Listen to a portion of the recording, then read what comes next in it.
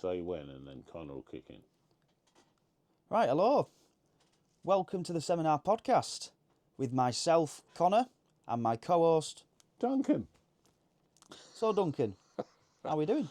Yeah, I'm doing all right. It's good to see you again because we haven't seen much of one another, have we? No, I've been busy So doing it's this, wonderful. I love the gear. I love the Tory get up that you've come with tonight. You know, just to wind you up a bit at the start. What with my Tory life jacket? What can I say? I can't talk really, can I? No, I was going to say you've also got that look going on for you there as well. And what was it? Lobster this evening as well, wasn't it? Yeah, we did. But we won't go into why we had lobster tonight. I'm just saying. But why are we here tonight then, Duncan? Well, we're here to do our next chat following on from the one that you sadly missed, but you were in on the first 10 minutes, which was the good and evil chat. Yes. And the one thing that came out of that was, it was a very broad topic. And I took a lot of little notes, and you know, because I've sent you the little list of the topics that were mentioned. And so I think we're going to try one of these tonight, aren't we? I think we are indeed, yeah. Yeah, so go on, kick us off. So we're going to go for the classic idea of nature versus nurture.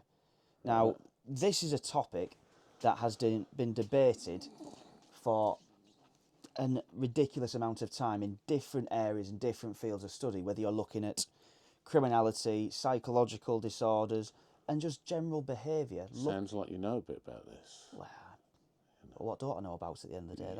Okay, you're from Middlesbrough. Yeah. That's it. I'm the, what can I say, the epitome of modern education. But I think before we get into this, I think what we need to determine first of all is, what do you define as nature and what do you define as nurture? Okay. So, first of all, Duncan, I'll go with what your definitions of nature is. We'll go with nature first. You're a man of nature. What's your definition of nature? Yeah, but that's different. Talking about nature out there. So, I mean, I almost want to throw it back at you and say, well, I don't want to throw it back at you, but I want to put the two together and say, so Connor was born in Middlesbrough, brought up in York, Yep. lived a bit in Sheffield, Yep, that's correct. and now ended up in Cornwall. So, now you're in Cornwall, is it your nature or the way you've been brought up in the north that affects who you are now? Would it have been any different if you'd been born in Cornwall, your nature was Cornish, and then you were nurtured in Cornwall, or do you think you're just the same in either place? No, it's quite apparent that I'm very different from the Cornish people down here. But would you still be like you are now if you were brought up here? In some ways, yes. So I'm responding with that because your nature is Connor. Was born to parents who could have been in York or Truro or something. Well, that's not nature, though. That's nurture. Well, only once you get on this earth.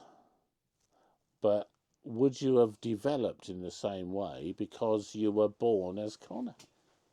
Well, I think the way I'd have developed, I reckon I would have been still very similar in my mannerisms, how I act, because that would have been based on the way I'm brought up by my parents, which would have been the same way, whether I was all the way back up in God's own or down here. But it might have altered slightly because of the environment that I was in.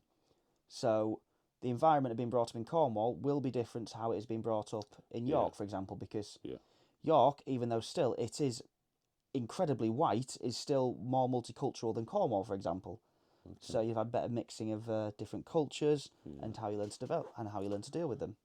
Yeah. But what I want to know is, Duncan, at what point does nature stop? So when does nature become nurture, first of all? Well, you don't lose your nature, do you? There are some things that are you, and there are some things that are affected by who, as you've just said, you mix with.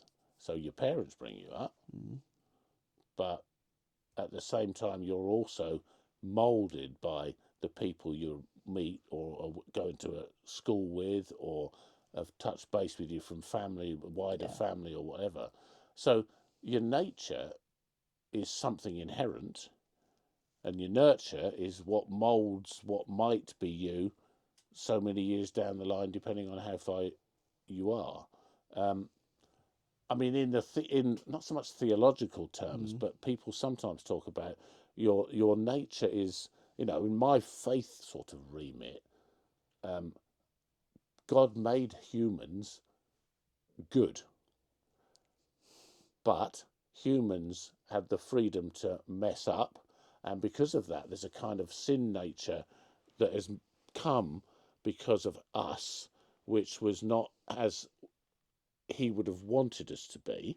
But the nurture bit, some people talk about too. I mean, this is not set in concrete as a this is what it is. I'm simply saying that how I might have been nurtured might be developed by my sin nurture or my grace nurture, depending on how much of God's grace nurtures or gets hold of me, and how much of my fallenness kind of messes me up.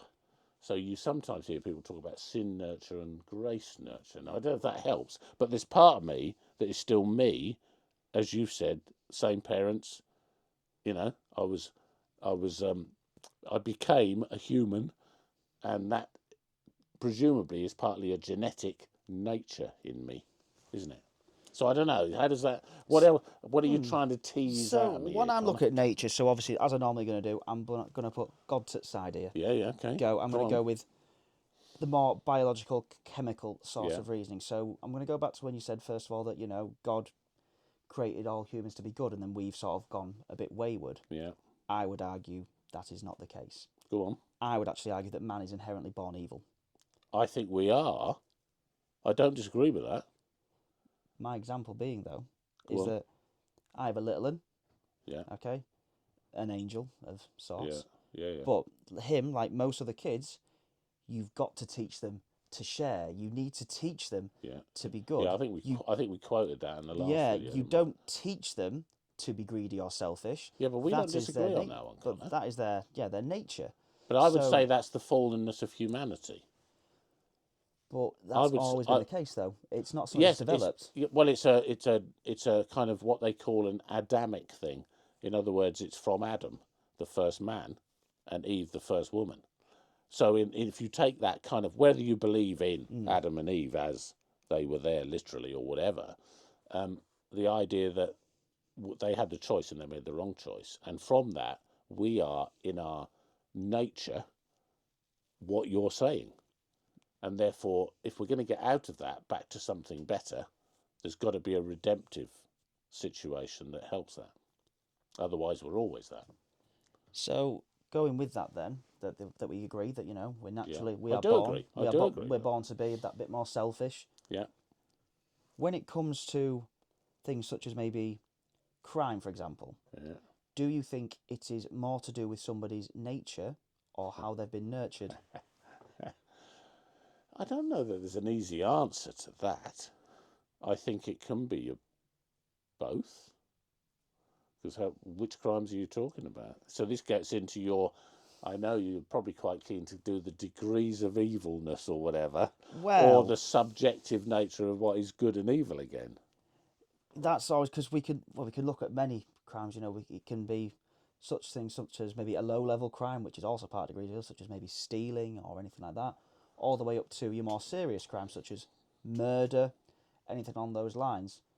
And the idea basically being nature or nurture, what type of crime is that most likely to be associated with? Would you treat them differently if you knew which one it was? In what respect? Well, if you thought it was a crime that came from the person's nature, would you be thinking then that you'd be handling it differently to if it was a crime based on how they were brought up? No, I treat all crime the same, which is punish hard as So well. you wouldn't distinguish? No. So when you say you'd punish hard, Yes. hard, Yeah. so do you think you should distinguish in any way? Well, you distinguish on the level of the crime, definitely. You wouldn't punish someone the same way for, go back to the example of theft as you would for a murder, for example. That would be different levels of punishment to correlate with the level of crime that they've committed. Okay, so would it make any difference though how hard you were wanting to punish, depending on whether you thought there were circumstances that had affected people's behaviour?